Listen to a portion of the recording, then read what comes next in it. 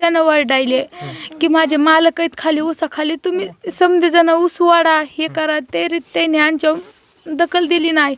नुसते काटेच्या बाहेर निघून बघत बसले कसे त्यांना म्हणले शाळा शिकायची, खूप शाळा शिकायची, रडायचं नाही, करायचं नाही, पडायचं नाही.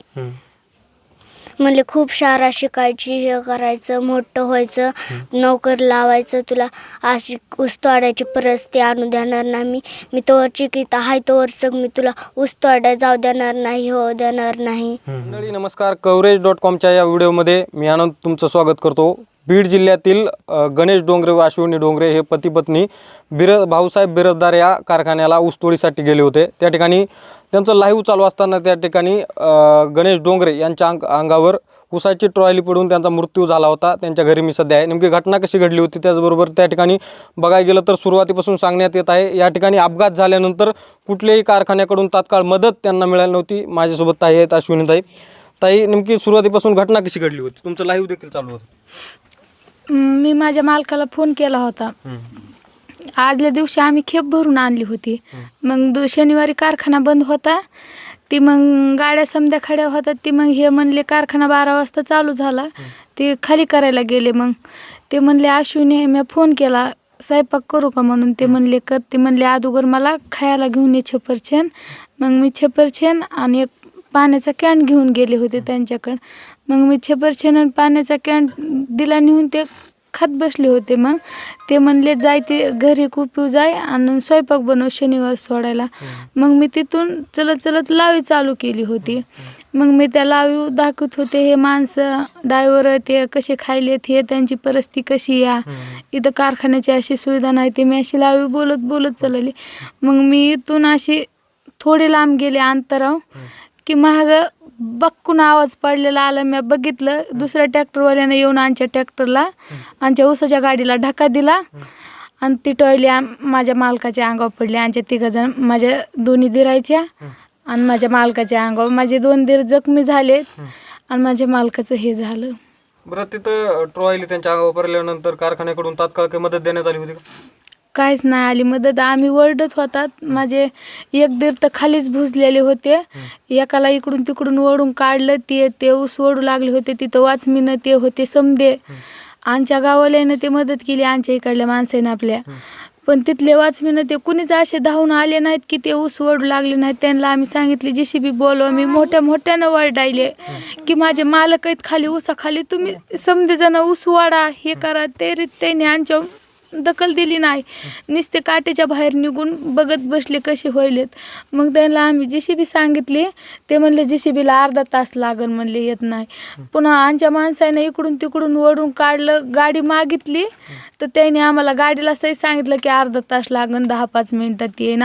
त्याने आमची कोणचीच मदत केली नाही. मी तिथं बसणार होते माझ्या मालकाजवळ, पण मी बसायची ती मी उठून गेली. मी माझ्या मालकासोबत मेले असते तर आज चांगलं झालं असतं. पुन्हा त्याच्यानंतर तुम्ही काढलं कसं त्यांना बाहेर? समजा माणसं आहे ना, पुन्हा ट्रॅक्टरनं त्यानं ओढलं. ते मग माझ्या मालकाच्या कमरात शिरलं अंगल. ती माझे मालकाचं हे झालं म्हणायचं. कारखान्याने काय आर्थिक मदत दिलेली? काहीच दिली नाही आणि का आम्हाला. पप्पा तुला जाताना काय म्हणली होती तू? माझे पप्पा जाताना म्हणले शाळा शिकायची, खूप शाळा शिकायची, रडायचं नाही, करायचं नाही, पडायचं नाही. म्हणले खूप शाळा शिकायची, हे करायचं, मोठं व्हायचं, नोकरी लावायचं, तुला अशी ऊस तोडायची परिस्थिती आणू देणार नाही. मी तोवर चिकीत आहे तोवर सग मी तुला ऊस तोडायला जाऊ देणार नाही, हो देणार नाही. घटना कशी घडली आणि ट्रॅक्टर कुठून येऊन धडकला होता? काट्यावर येऊन. तिथं आम्ही बसलेलो होतो 4-5 जण.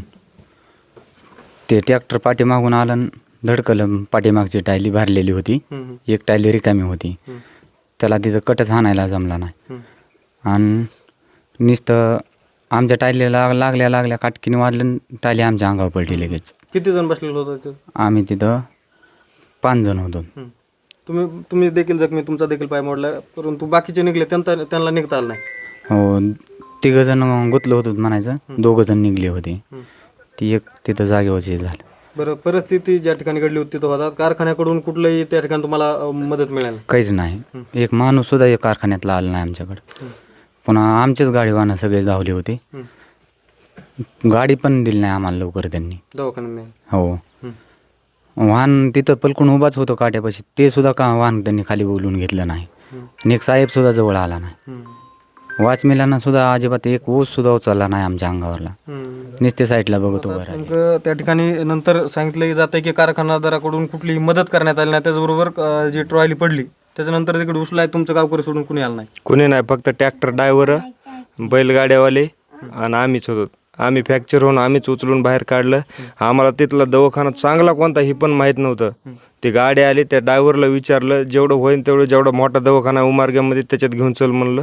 त्या ड्रायव्हरनं सांगितलं, त्याच्या मनावर आम्ही त्या दवाखान्यात गेलो. ना कारखान्याचा हे एखादा कर्मचारी नाही आला. समजा उभा असताना एक पण आमच्याकडे नुसतं चला सोबत म्हणून सुद्धा आलं नाही. आता पुढची मागणी काय तुमच्या कारखान्याकडे? आता ते हे झालं एवढं, मग ते त्यांच्या लेकरा बाळांसाठी काय तर पाहिजे. आता करणारा माणूस गेलाय, माग कोण आहे आता? त्यांच्या भविष्यासाठी या 3 मुली, त्यांचे शिक्षण, समजा खाण्याचं ते आता समजा एकच होता.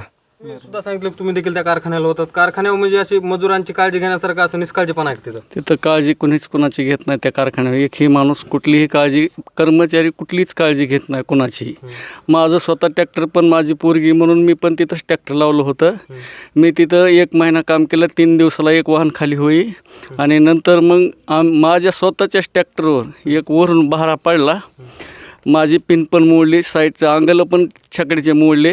तरी पण कुणी साहेबाला, मी 5-6 साहेबाकडे गेलो तरी कुणी म्हणलं नाही किंवा तुमची भरपाई 400-200 रुपये देतो अगर काही. मी त्याच टायमाला ओळखलं आणि तिथून मी दुसऱ्या कारखान्याला हल्लो. पण मुलीला येत नव्हतं म्हणून ते म्हणले, मी म्हणलं 8-15 दिवसाला वापस येतो बाई, तुम्ही तोवर चालू द्या, इथं चांगलं चालायला लागलं की मी वापस येतो. मग नंतर मी तिथून गेल्यापासून पुढं त्यांच्यापासून 15 दिवसालाच इकडून मला, मी 2 तारखेला गावाकडे आलो, माझ्या बोडक्याला वडवणीला आलो. तिथं मुली शाळेत होते, त्यांना बूट चप्पल काय नव्हतं ते मी घेऊन दिलं. आणि 2 तारखेला वापस कारखान्यावर पोहोचलो, इजापूरच्या पुढं बसवेश्वर म्हणून. पुन्हा तिथून मला 3 तारखेला 1 वाजता फोन आला पोरीचा की पप्पा, 12-1च्या टायमाला फोन आला, पप्पा माझ्या नवऱ्याचं असं टायली पडली. आम्ही मग तिथून वापस, गाडी माझी स्वतःचीच होती बोलोरा, तिच्यात बसलो तर आम्ही लगेच वापस आलोत. आमच्या गावचे कृष्णभाऊ होतं, त्यांना मी फोन लावला. ते माझ्या पहिल्या मदतीला आले, त्यानं मदत केली. ते माझा भावाचा मुलगा वाचला होता म्हणून मग कृष्णभाऊला म्हणलं. ते कृष्णभाऊ लगेच फोन केला की त्यानं आले इकडं. म्हणले मी फोन लावतो म्हणले, तू काळजी करू नको. तर आम्ही संध्याकाळी इथं आलोत लातूरला आलो. तिथं बघितलं तर काही वाहन दिसाना गेला. नंतर मग तिथून आम्ही गावाकडे दुसऱ्या दिवशी आलात. मग कळालं मला असं झालं आहे म्हणून. काही इलाज नाही आता. वापस आलात. इथं आल्यावर नंतर आम्ही ईदी केला.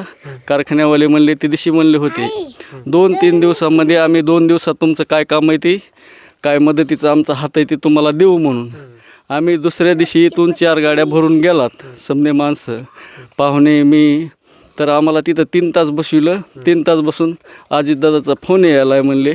नुसतं आम्हाला असं फोन यायला आहे म्हणे. तर तिथं ट्रॅक्टर मालक बोलून घेतला होता आमचं आणि त्यांचं कॉन्टॅक्ट करीत पक्षी की बाबा ट्रॅक्टर मालक, आणि त्यांना वाटतं की ट्रॅक्टर मालकाशी ह्यांच्याशी बोलावं आहे ना. आम्ही काही त्यांना, आमचे पाहुणे बी इकडले बोलले नाही तर मी बी काही बोललो नाही.